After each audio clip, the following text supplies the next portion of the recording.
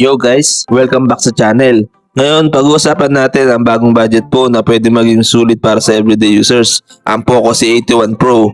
Sa presyo around 6,163 pesos sa Shopee at pwede pa bumaba gamit ang vouchers. Mukhang isa ito sa pinaka-affordable na phones ngayon na may malaking display at malaking battery. Pero sulit nga ba? Alamin natin.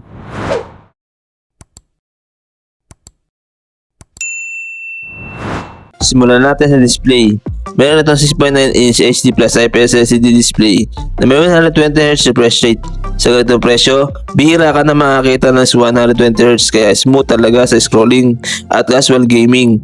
Maliwanag din siya dahil may 650 nits typical brightness at 800 nits high brightness mode kaya usable kahit medyo maliwanag sa labas. Sa performance naman, powered dito ng Unisoc T7250 processor paired with Mali G57 GPU.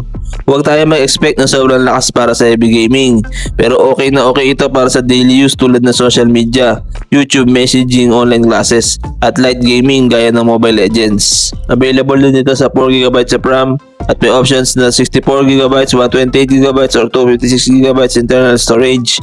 Maganda na may malaking storage option para sa mga mahilig mag-save ng videos, photos, at apps. Pagdating naman sa camera, meron itong 13MP main camera with auxiliary lens. Sa daylight, decent naman ang kuha niya para sa presyo. Okay ito para sa social media uploads at casual photography. Ang selfie camera naman ay 8MP at kaya rin mag-record ng 1080p video. Isa sa pinakamalakas sa feature nito ay ang 6,000 mAh battery. Solid ito para sa heavy users dahil kaya nitong tumagal ng buong araw.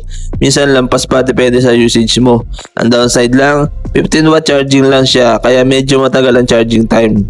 Sa connectivity, meron siyang 4G LTE, Wi-Fi, Bluetooth 5.2, NFC, headphone jack, OTG, and USB Type-C. Para sa presyo around 6,000 pesos, sulit na sulit ang Poco C81 Pro. Kung hanap mo ay malaking display, smooth 120Hz refresh rate, long battery life, at everyday performance. Hindi ito para sa hardcore gamers o mahilig sa high-end camera quality, pero para sa students, casual users, at budget buyers, isa ito sa magandang option ngayong 2026. So guys, ano masasabi nyo sa Poco C81 Pro?